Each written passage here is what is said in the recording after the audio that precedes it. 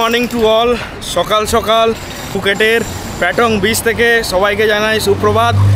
তো আমরা এখন বুকিং করতে গেলাম, সেটা হচ্ছে afternoon trip, Phuket city trip.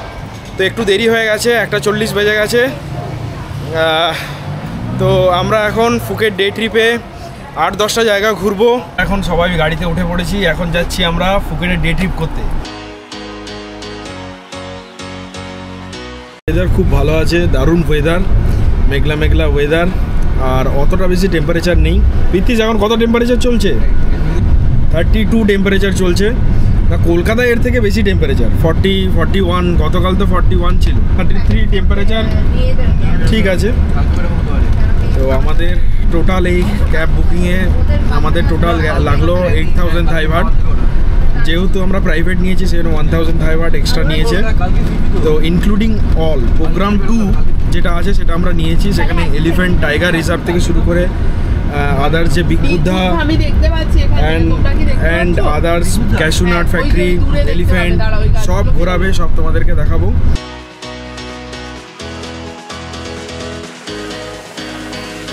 পৌঁছে গেছি টাইগার পার্কে। এই টাইগার পার্কে আমরা বড় টাইগারের সাথে ফটো তুলবো আর ভিডিও তুলবো। ভীষণ এক্সাইটেড লাগছে, আমরা সবাই মিলে যাচ্ছি এখন টাইগার পার্কে।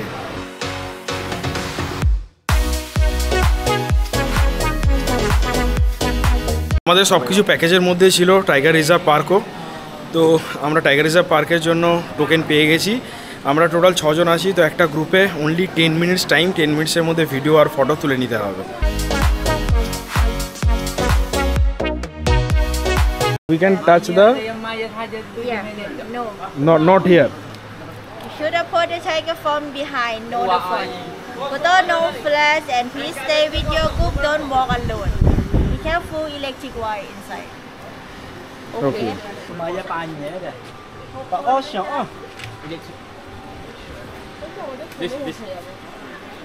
This one. You try to touch. ফুকেটে টাইগার কিংডম ছিল আমাদের সফরের অন্যতম আকর্ষণ। এখানে বাঘেদের এত কাছাকাছি যাওয়ার সুযোগ পাবো সেটা কল্পনাও করিনি কখনো। ফুকেটের টাইগার পার্কে তোমরা বিভিন্ন আকারের বাঘের সাথে ছবি তুলতে পারবে। এখানে ছোট, মাঝারি এবং বড় বাঘ রয়েছে, আর এর প্রাইসগুলিও বাঘের সাইজের সাথে ভ্যারি করে। এই টাইগার পার্কটি সকাল 9টা থেকে সন্ধে 5:30 অবধি খোলা থাকে। এই পার্কে বাঘেদের খাওয়ানো ও তাদের প্রতিদিনের অ্যাক্টিভিটি কাছ থেকে দেখার সুযোগও রয়েছে। আমি ধীরে ধীরে তার গায়ে হাত রাখলাম। চামড়াটা ছিল মসৃণ কিন্তু পেশিবহুল। সে একবার মুখ তুলে আমার দিকে তাকালো। আমার মনে হচ্ছিল যেন আমি কোনো এক রাজকীয় প্রাণীর সামনে দাঁড়িয়ে আছি। অসাধারণ একটা এক্সপিরিয়েন্স করলাম। হয়তো প্রচণ্ড লাগছিল, বাট নিয়মকানুনগুলো বলে দিয়েছিল যে সামনে যাওয়া যাবে না, সামনে গেলেই কামড়ে দিতে পারে। পেছনের লেজ আর পেছনের গায়ে হাত দিতেই ভয় লাগছিল, মাঝে মধ্যে তো উঠে উঠে যাচ্ছিল। আর যথেষ্ট টাইগারগুলো যথেষ্ট স্বাস্থ্যবান, হিষ্টপুষ্ট। আর একটা থাবা মারলেই মানুষ মরে যাবে, আর বাঁচতে হবে না তাকে। তো প্রচুর ফটো তুলেছি, প্রচুর ফটো ভিডিও তুলেছি। দারুণ এক্সপিরিয়েন্স, এটা তোমরা অবশ্যই করবে আসলে, কারণ এটা থাইল্যান্ড ছাড়া তোমরা অন্যান্য কোনো জায়গায় সহজে পাবে না। এই এক্সপিরিয়েন্সটা ইন্ডিয়াতে তো নেই। ফটো তুলতে চাও তাহলে 500 থাই বাট দিতে হবে। ফটোগ্রাফার আছে, তারা ফটো তুলে দেবে। 8টা 10টা যটা খুশি ফটো তুলতে পারো, ওখানে ফটো ফ্রেম বাঁধিয়ে তোমাকে দেবে।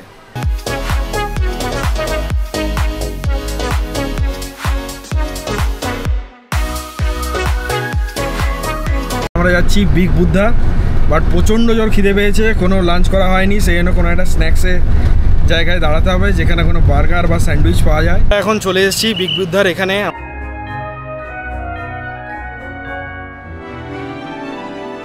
এখন আমি দাঁড়িয়ে আছি সালা অফ ফেতে। এখানে তোমরা ধূপ জ্বালাতে পারো, তবে তার নিয়ম আছে কিছু। সেটা হচ্ছে হ্যান্ড স্যানিটাইজার করে তারপরে ধূপ জ্বালাতে পারবে, ভালো করে হাতটা ধুয়ে। আর এখানে ড্রেস কোড আছে, শর্ট ড্রেস পরে একদম আসবে না। ব্যাংকক কিংবা ফুকেটের কোনো মন্দিরে শর্ট ড্রেস অ্যালাউ নয়। শর্ট ড্রেস পরলে কিন্তু ঢুকতে দেবে না। ফুল ড্রেস অলওয়েজ পরে, যেগুলো ডে ট্রিপ করবে অলওয়েজ ফুল ড্রেস পরবে। ফুল ড্রেস না পরলে অ্যালাউ করবে না। তো আমরা এখন পৌঁছে গেছি বিগ বুদ্ধার সামনে। পুরোটাই ধপধপে সাদা, দেখেই অসাধারণ লাগছে। ফুকেটের এই বিগ বুদ্ধা খুবই পপুলার ডেস্টিনেশন একটা। টাইগার রিজার্ভ, বিগ বুদ্ধা, এগুলো তো কোনো মতেই মিস করা যাবে না। ফুকেটের বিগ বুদ্ধা ছিল একেবারে অন্য রকমের অনুভূতি দেওয়ার মতন স্থান, যেখানে ৪৫ মিটার উঁচু বিশাল আকার সাদা মার্বেলের বুদ্ধ মূর্তি দাঁড়িয়ে রয়েছে। দূর থেকে এটি দেখা যায়, আর যতই কাছে আসছিল ততই যেন এর মহিমা অনুভব করছিলাম। এত বড় এবং এত সুন্দর একটি বুদ্ধ মূর্তি আমি আগে কখনো দেখিনি। মার্বেলের তৈরি হওয়ার সূর্যের আলো পড়লে এটি চকচক করছিল, যা সত্যি এক অপূর্ব দৃশ্য। বিগ বুদ্ধার চূড়া থেকে ফুকেট শহর, আন্দামান সাগর, প্যাটং বিচের অসাধারণ দৃশ্য দেখা যায়।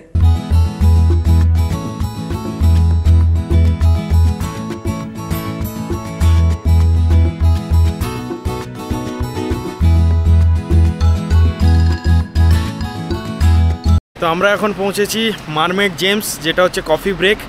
এই পুরো প্যাকেজের মধ্যে ইনক্লুড আছে। এখানে ফ্রিতে কফি আমরা খাবো। আরও কিছু পাওয়া যায় কিনা দেখি, সেগুলো ডেফিনেটলি চার্জেস হবে, তোমাদেরকেও দেখাবো। চলো ভেতরে যাওয়া যাক তাহলে। আমাদের এর আগের ভিউ পয়েন্ট ছিল সোভেরিয়ান জেমস, যেখানে বিভিন্ন রকমের ওই আংটি, তারপরে হচ্ছে পাথর, এগুলো গলার হার, মানে মেনলি জেমস অ্যান্ড জুয়েলারি দোকান। এখন আমরা যাচ্ছি ক্যাশিউ নাট ফ্যাক্টরিতে। সেই ক্যাশিউ নাট ফ্যাক্টরিতে কী ধরনের ক্যাশিউ পাওয়া যায় সেগুলো দেখি। ভালো লাগছে, আজকের ঘোরাটা খুব ভালো হচ্ছে। আর গাড়ি ড্রাইভার তো অসাধারণ, আর রাস্তাঘাট দারুণ। আর এখানকার লোক প্রত্যেকটা জিনিস খুব মেনে চলছে, সেটা রাস্তার সিগন্যাল হোক কিংবা এমনি কোনো রাস্তাঘাটে দাঁড়ানো হোক। আর তাছাড়া চারিদিকটা পরিষ্কার পরিচ্ছন্ন, সত্যিই মনে হচ্ছে না দারুণ একটা ফরেন কান্ট্রি এসছি।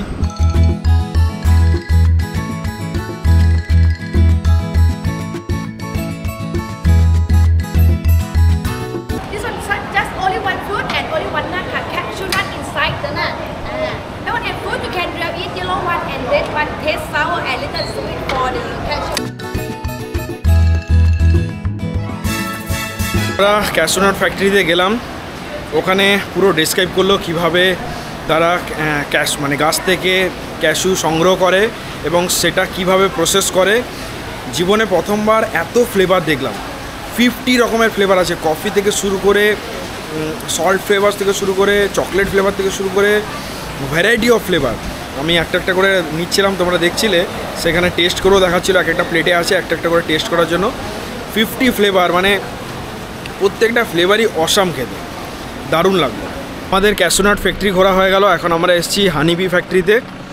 তো দেখা যাক হানিবি ফ্যাক্টরিতে কত রকমের হানি পাওয়া যায়, কী কী হানি পাওয়া যায়। জায়গাটা খুব সুন্দর, খুব মনোরম। এখানে সম্পূর্ণ প্রাকৃতিক এবং অর্গানিক মধু পাওয়া যায়, তাও আবার বিভিন্ন রকমের ফ্লেভারে।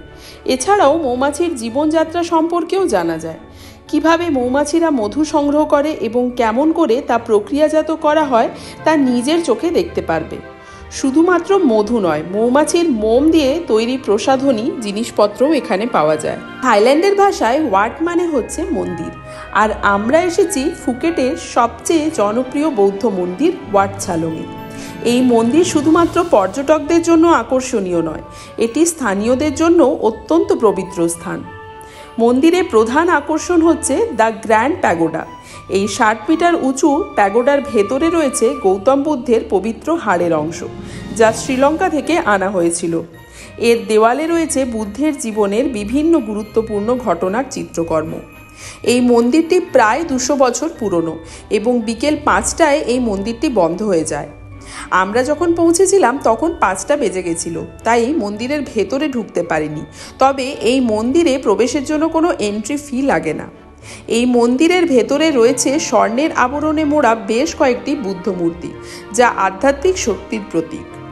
ভক্তরা এখানে ধূপকাঠি জ্বালিয়ে প্রার্থনা করেন। অনেক পর্যটক এখানে ধ্যানও করেন, এখানে শান্ত পরিবেশের কারণে। মন্দিরের আশেপাশে সবুজ গাছপালা, সুন্দর পুকুর ও প্রাচীন স্থাপত্য রয়েছে, যা মনকে একদম প্রশান্ত করে দেয়। আমরা আছি এখন ছালং টেম্পলে। ছালং টেম্পলের জায়গাটা খুবই সুন্দর, চারিদিকটা ফাঁকা, তোমরা দেখতেই পাচ্ছ, আর প্রচণ্ড হাওয়া। আর ওই পাশে হচ্ছে পাহাড়, আমার জাস্ট পেছন দিকেই অপোজিটে পাহাড়। তবে এখানে একটা জিনিস আমি বলে রাখি, মানে আমি ভীষণভাবে আপ্লুত হয়েছি আমাদের গাড়ির ড্রাইভার এবং এখানকার লোকের ব্যবহার দেখে। মানে প্রত্যেকবারে এভরি টাইম মানে আমাদের যিনি গাড়ির ড্রাইভার এসে গাড়ির দরজা খুলে দিচ্ছেন, দরজা লাগিয়ে দিচ্ছেন। আমরা কত জায়গায় প্রায় 8-10টা পয়েন্ট আমরা দেখেছি। প্লাস তার সাথে আরেকটা সবথেকে বড় জিনিস, সেটা হচ্ছে তোমরা দেখতে পেলে আমাদের মিনিবাসই বলে এখানে, এটা প্রায় 10 সিটারের গাড়ি। তো ওরা ওই ড্রাইভার যাতে আমাদের গরম না লাগে সেই জন্য এসি কিন্তু চালিয়ে রাখে। আমাদেরকে নামিয়ে দেওয়ার পরে জেনারেলি লোক কী করে, নেমে গেল, প্যাসেঞ্জার নেমে গেল, এসি অফ করে দেয়। বাট আমরা যতবারই আমরা নেমেছি, আমরা ওঠার পরেও পুরো বাস, পুরো মিনি বাসটা ঠান্ডা ছিল। এসি এখনও স্টিল নাও এসি চালিয়ে রেখেছে যাতে আমাদের গরম না লাগে। তো এই সমস্ত গেস্টারগুলো খুবই ভালো লেগেছে। আমাদের আজকের ফুকেট ডে ট্রিপ এখানেই কমপ্লিট হলো। আমাদের ফাইনাল ডেস্টিনেশন আমরা পৌঁছে গেছি, সেটা হচ্ছে নাকা মার্কেট। ফুকেটের একটা অন্যতম এবং বিখ্যাত মার্কেট। এখানে বিভিন্ন রকমের সি ফুড থেকে শুরু করে খাবার পাওয়া যায়। তো পাচ্ছেই, সেভাবে কিছু খাইনি আজকে সারা দিনটা, ওই কোনো রকমে টুকিটাকি চিপস, বেনানা চিপস, তারপর ক্যাশু এসব খেয়ে কেটেছে।